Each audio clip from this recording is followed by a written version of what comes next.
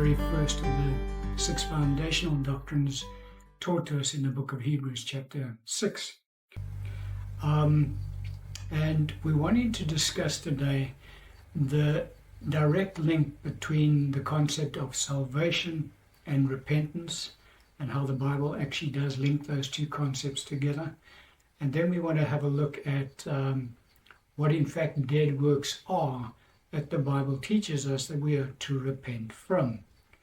And so firstly we want to look at the fact that salvation and repentance, as far as the Bible is concerned, as far as Scripture is concerned, are pretty much synonymous terms.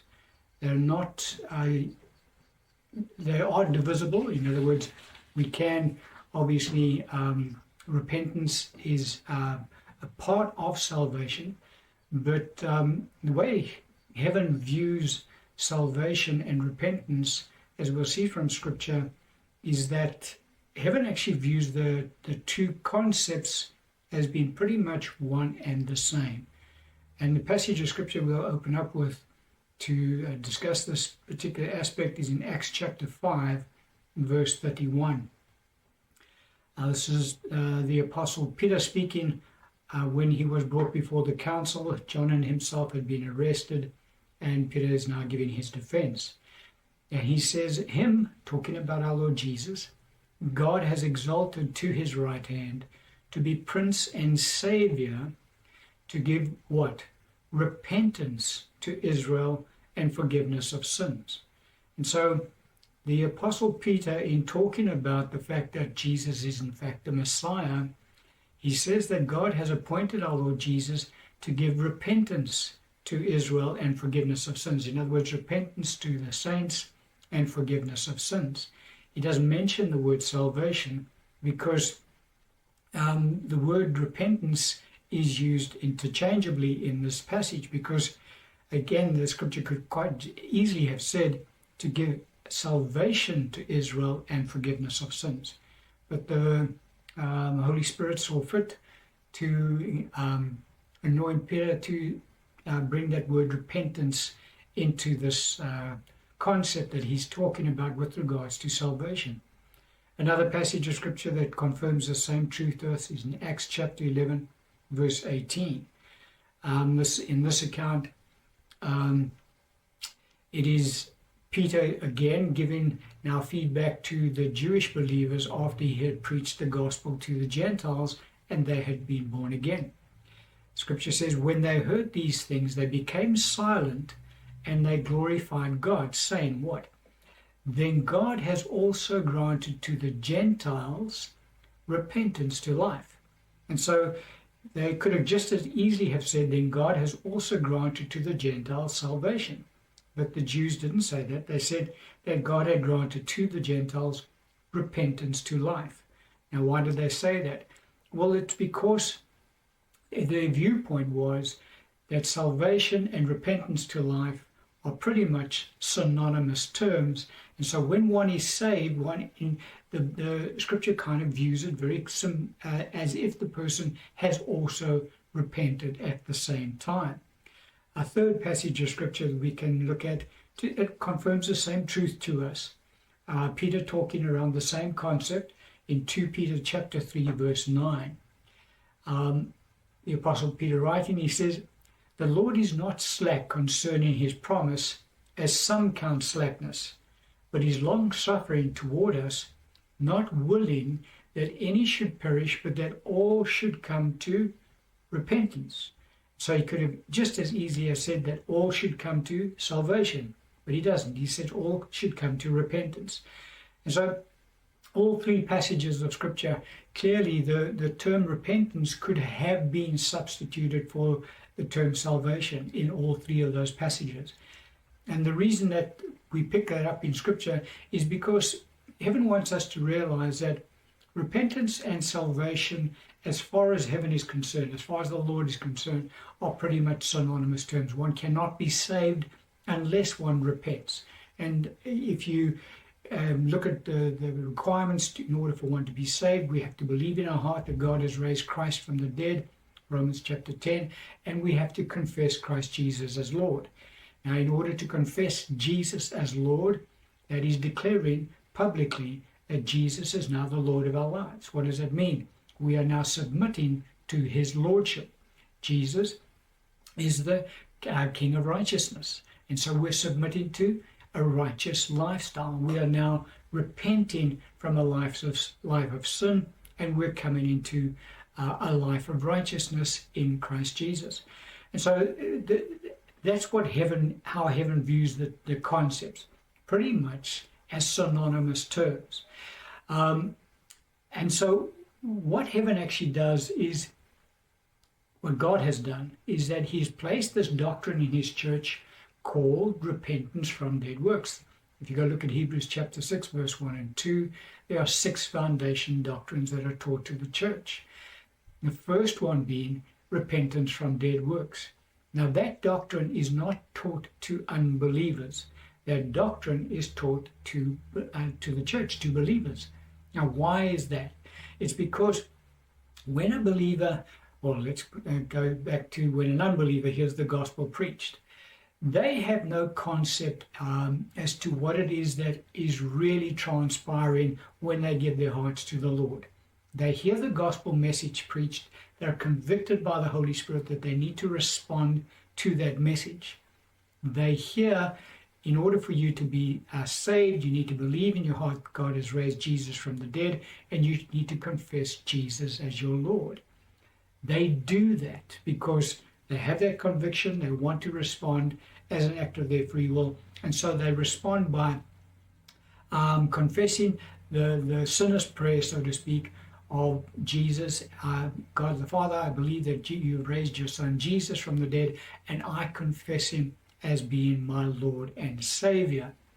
Now when they do that, as I say, heaven views in actual fact as an act of repentance, because they are now turning away from their sinful life and they are turning towards righteousness. But they do not have full and complete understanding of what has transpired at that point in time. And that is why God has placed into his church the doctrine of repentance from dead works. Why? It's because the church is then meant to teach all newborn believers, don't forget Hebrews 6, 1 and 2 are the foundation doctrines that are taught to the church. In other words, all newborn believers are taught these doctrines so that they can have very clear understanding as to what these doctrines mean. And so newborn believers are taught the doctrine of repentance from dead works. Why do we do that? It's so that we can teach believers, newborn believers that is, what it is that in fact has transpired when they gave their hearts to the Lord. Because don't forget, if any man be in Christ, he is a new creation. 2 Corinthians 5:17. And so that new birth has taken place. They have been born again. But they have to be taught what that actually means and how that will impact on their lives going forward. And so as the doctrine of repentance from dead works is taught to newborn believers, so it is that they are able to then walk in this new Christian walk that they have now become exposed to. And so what you hear, you have a very dangerous error that gets taught in the church. And it seems to be quite strong. It comes and goes, but lately it's become popular again to teach. And that is that there are numerous people that are in the church who profess to be born again, who in fact are not saved. Now, the people that go around telling others you're not saved, they go back to this doctrine of repentance. Well, not really the doctrine, but they go back to the concept of repentance. And their viewpoint is, if you have not made a conscious decision, in other words, you've gone down and you've sat, people have explained to you, if you want to accept Jesus as Lord and you want to be saved, you have to give up this, and this. And you've got to start living like this, and this. And so you need to now really make a conscious decision as to what you're going to do. Well, that's unscriptural. The Bible doesn't teach us that at all. It teaches that we proclaim the gospel of salvation in Christ. The person is born again, and after they're born again, it is only at that time that we then teach them what God has done in them.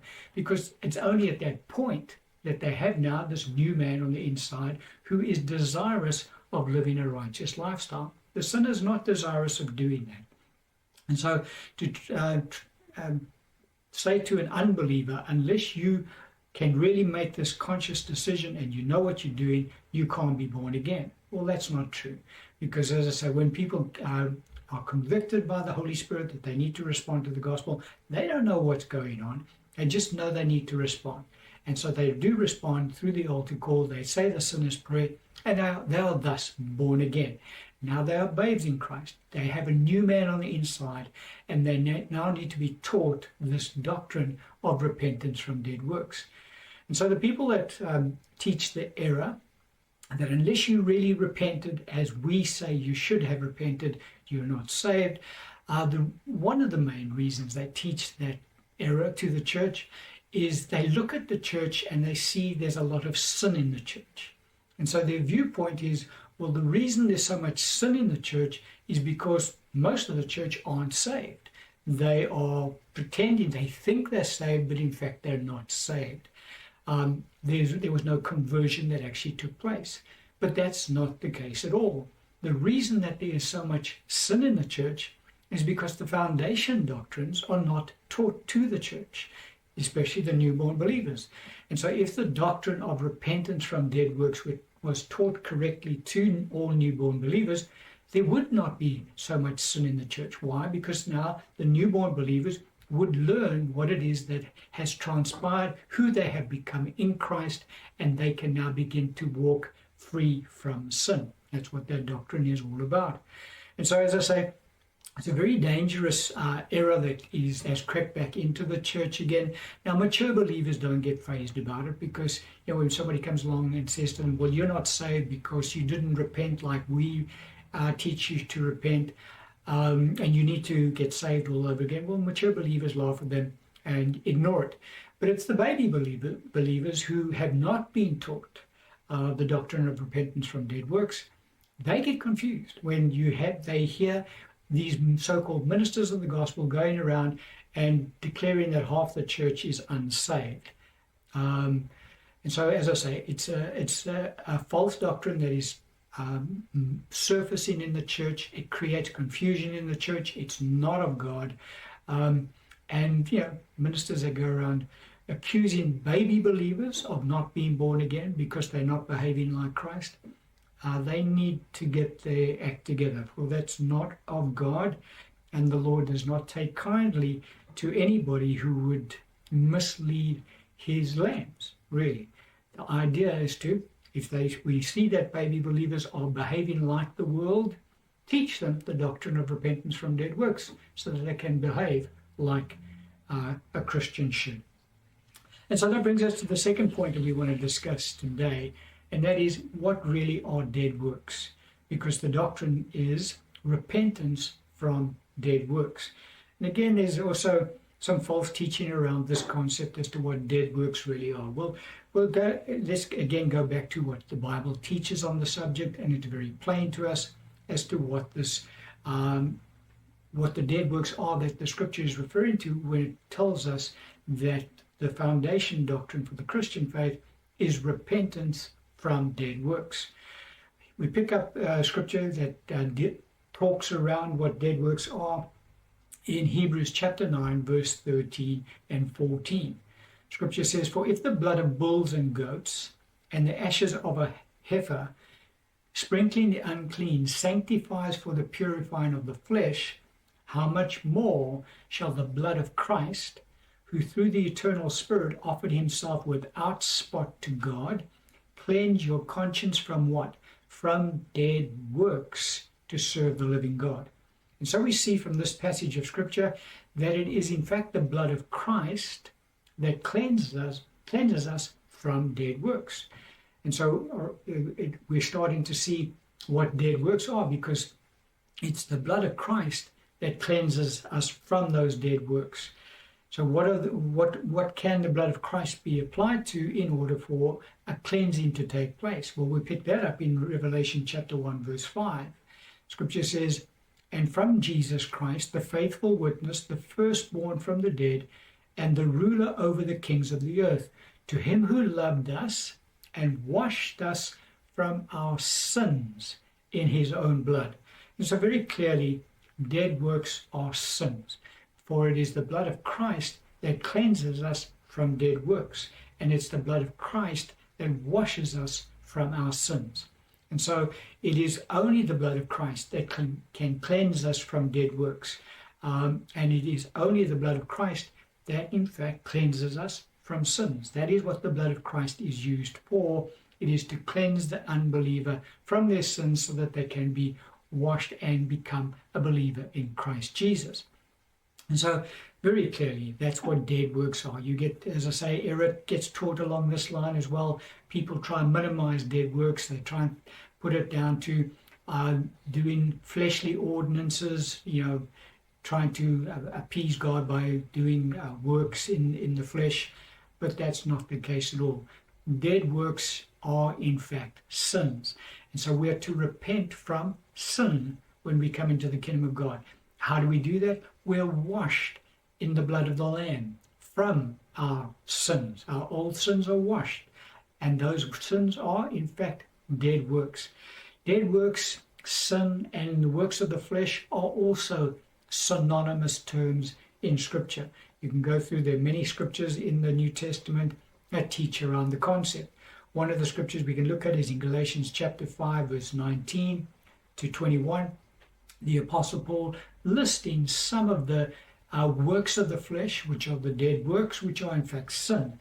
Now he says, now the works of the flesh are evident, which are what? Adultery, fornication, uncleanness, lewdness, idolatry, sorcery, hatred, contentions, jealousies, outbursts of wrath, selfish ambitions, dissensions, heresies, envy, murders, drunkenness, revelries, and the like, of which I tell you beforehand, just as I have told you in time past, that those who practice such things will not inherit the kingdom of God. And so this list is quite long, but it's not an extensive list. Obviously, it's not exhaustive, because there are many facets to sin, and there are many further works of the flesh. Paul couldn't list them all, but he lists quite a few to give us an idea as to what works of the flesh are. Clearly, all of those works are sinful in nature, and thus they are dead works. And it's from these sinful works that the saint is cleansed from with the blood of the Lamb when they repent and turn to Christ. And so really that is what dead works are. It's a very simple concept. It is in fact sin. We are washed from our sins. We're washed from the dead works when we are coming to the kingdom by the blood of the Lamb. That's how we are washed. And so repentance and salvation are synonymous terms as far as heaven is concerned. We teach repentance, what it really means, to newborn believers. We do not teach the doctrine of repentance from dead works to unbelievers. We teach it to newborn believers because their nature has to change first. Once their nature has changed, it is only then that they have the ability to actually walk in repentance from dead works. They first have to come into their kingdom before they can walk as if they're in the kingdom. It's not a case of you standing outside and you say, okay, I choose to walk in righteousness. I no longer choose to walk in sin, because the unbeliever has no idea what righteousness is. And so we teach them once they come into the kingdom of God. And dead works is definitely sin. And so it's from repentance from sin that is in fact what this doctrine is really all about. I'm going to end the teaching.